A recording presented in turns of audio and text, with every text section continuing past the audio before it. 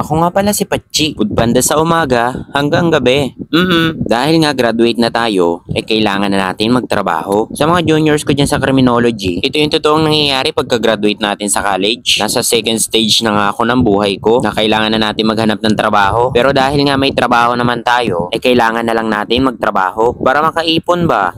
Kasi hindi biro yung gastos na naghihintay sa atin sa review center. Ngayong month kasi ay alanganin ako mag-i-enroll pa ako sa review center. Kasi ang graduation namin nung nakaraan ay May 12. Tapos ang enrollan sa review center ay May 16 hanggang August. Kaya medyo alanganin na ako. Saka hindi pa ako nakakaasikaso ng mga requirements ko. Bukod doon ay wala pa akong budget kaya hindi pa ako ready. Mahirap kasi ipilit kapag hindi pa ready. Kaya sa ngayon ay mag-iipon-ipon muna ako. At dahil nga hindi ako napapakali, ay nag-inquire ako sa page ng napili kong pagre-reviewhan. Nabanggit nga nila sa akin na after magpa-exam sa August, ang sunod na enrollan na ay Feb 2026 na. Kaya medyo matagal-tagal din bago ako makapag-exam. Hindi naman din ako nagmamadali, kaya pumapabor pa sa akin ang lahat. So ayun na nga, dahil nga sa pagbablog ko, ay nag-DM sa akin si Sir Rene, isa sa mga followers ko. Banggit niya nga sa akin na napapanood niya daw yung content ko. Kaya sinenda niya ako ng video lecture, saka mga PowerPoint na galing sa Amisay doon sa pinag-reviewhan niya. Makakatulong daw yun sa akin sa pag-review ko. Kaya naman grabe yung pasasalamat ko sa kanya. Kaya shoutout sa'yo, Sir Rene. Sana matupad mo yung mga pangarap mo. Pag lespo ka na, kutungan mo ako ha. Biro lang, baka seryosohin mo naman. So ayun na nga, dahil nga review center yung napag-usapan, madami-dami ako naririnig dun tungkol sa Amisay. Matunog ba? Matunog. Yun din kasi ang nire-recommend sa akin ng mga seniors ko, yung review center na yon. Pero sa mga oras na to ay undecided pa talaga ako. Hindi ko pa nga alam kung saan ako mag-i-enroll na review center. Pero patuloy pa din naman ako sa pananaliksik. Kuya Kim yan, matagal-tagal pa naman kaya hindi ako napipressure. May 9 months pa akong bubunuin. Pero sabi nila kahit na sobrang galing ng review center, nasa estudyante pa din daw yun. Kaya naniniwala naman ako sa mga salitang yun. Madaming nagre-recommend sa akin na mag-online class na lang daw ako. Pero kasi ako, mabilis ako ma-distract. Kaya feeling ko hindi ako makakapag-focus kapag